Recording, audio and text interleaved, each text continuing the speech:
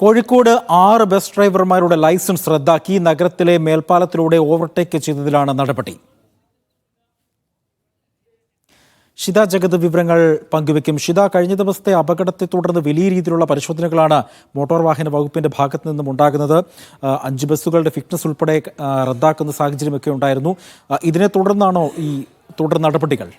തീർച്ചയായും അജി, അതിനെ തുടർന്നുള്ള തുടർ നടപടിയുമായി മോട്ടോർ വാഹന വകുപ്പ് മുന്നോട്ട് പോവുകയാണ്. കാരണം അരയടത്ത് മേൽപ്പാലത്തിൽ അമിത വേഗതയിലെത്തിയ ബസ്സാണ് അന്ന് അപകടത്തിൽപ്പെട്ടത്. ഇത് സ്ഥിരം പതിവാണ് എന്നുള്ളത് അവിടെ ഉണ്ടായിരുന്ന ആളുകൾ, ഒപ്പം തന്നെ ബസ്സിലുണ്ടായിരുന്ന യാത്ര ചെയ്യുന്ന ഒക്കെ ആളുകൾ പറയുന്നുണ്ട്. ഈ മേൽപ്പാലത്തിന് മുകളിലൂടെ ഓവർടേക്ക് ചെയ്യാൻ പാടില്ല, മറ്റൊരു വാഹനത്തെ മറികടക്കാൻ പാടില്ല എന്നുള്ളതാണ് നിയമം.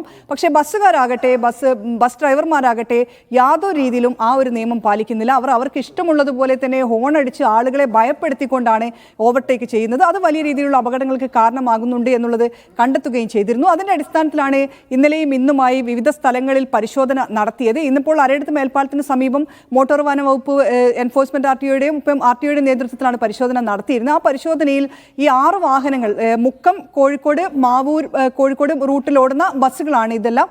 ഈ ബസ്സുകളിൽ 6 ബസ്സുകൾ ഒരു നിയമവും പാലിക്കാതെ വാഹനം ഓടിക്കുന്നു എന്ന് കണ്ടതിന്റെ അടിസ്ഥാനത്തിലാണ് ഈ ബസ് ഓടിച്ച ഡ്രൈവർമാരുടെ 6 പേരുടെ ലൈസൻസ് റദ്ദാക്കാനുള്ള ഒരു തീരുമാനം എടുത്തിരിക്കുന്നത്.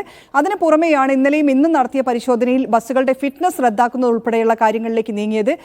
ബസ്സുകൾ ഫിറ്റ്നസ്സിലായ സ്പീഡ് ഗവർണർ ഘടിപ്പിക്കേണ്ട സ്ഥലത്ത് അത് ഘടിപ്പിക്കാതെ ഊരിയിട്ടിരിക്കുകയാണ്. ഒപ്പം തന്നെ ടയറുകളുടെ തേയ്മാനം തുടങ്ങി വിവിധ കാര്യങ്ങൾ ബസ്സുകൾ പാലിക്കുന്നില്ല എന്ന് കണ്ടെത്തിയിട്ടുണ്ട്. അതിന്റെ അടിസ്ഥാനത്തിലാണ് ഈ 5 ബസ്സുകളുടെ ലൈസൻസ് റദ്ദാക്കുകയും ചെയ്തിരിക്കുന്നത്, ഫിറ്റ്നസ് റദ്ദാക്കുകയും ചെയ്തിരിക്കുന്നത്. അജി.